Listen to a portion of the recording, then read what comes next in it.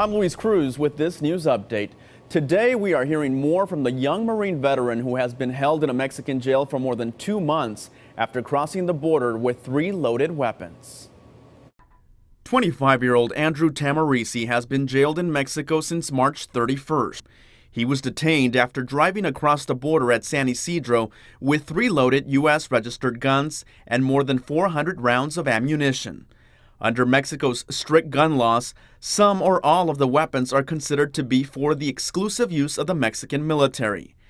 Tahmooressi claims he made a wrong turn and didn't intend to enter Mexico with the weapons.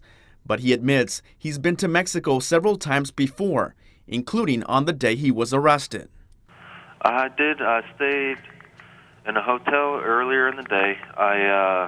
Earlier in the day, I parked my truck at a parking lot on the American side across from Mexico. And I walk into Mexico with a backpack with extra clothes and hygiene supplies, passport, wallet, and I decided to go hang out in Mexico for some good Mexican food, an inexpensive place to stay, and to hang out. I was in Mexico 4 times previous to the time that I got arrested. I had a good friend of mine had family living in Mexico that was living in San Diego, so I went with my friend a couple times to Mexico just to hang out. Tahmooressi says he has not been mistreated since his case was brought to light. No, sir. No abuses. Everything's been good ever since news coverage.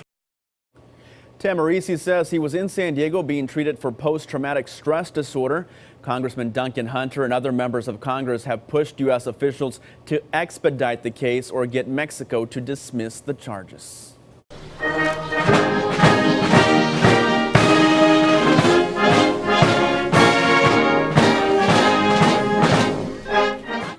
People around the world are remembering D-Day on its 70th anniversary. Joining European leaders in Normandy Friday, President Obama paid tribute to U.S. service members and their allies who stormed the beaches 70 years ago. The charge of more than 156,000 troops on a 50-mile stretch of coastline in northern France was a turning point in the Second World War, liberating France in the largest seaborne invasion in history. Some small business owners have come out in support of a proposal to increase the minimum wage in San Diego to just over $13 an hour over 3 years. While most business groups oppose the measure, citing the costs, these owners say a better wage helps the economy by giving workers more purchasing power. They also say businesses benefit from a higher wage because it reduces turnover and the need for training.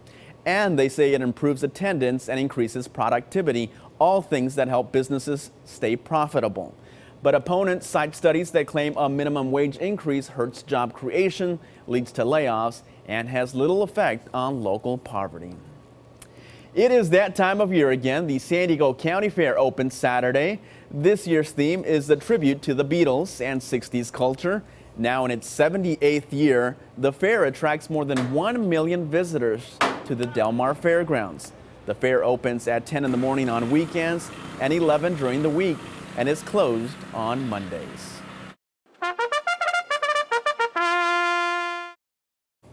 In New York, the stage is set for the Belmont Stakes, the third leg in horse racing's Triple Crown. People are flocking to the area hoping to see the Kentucky Derby and Preakness winner California Chrome make history. There hasn't been a Triple Crown winner in 36 years, and California Chrome still comes into a race as a 3-5 favorite. His trainer Art Sherman lives in Rancho Bernardo and already made history by becoming the oldest trainer to win the Derby at 77. Let's hope he makes history again on Saturday. Go California Chrome. You can read more on these stories right here on UTSandiego.com.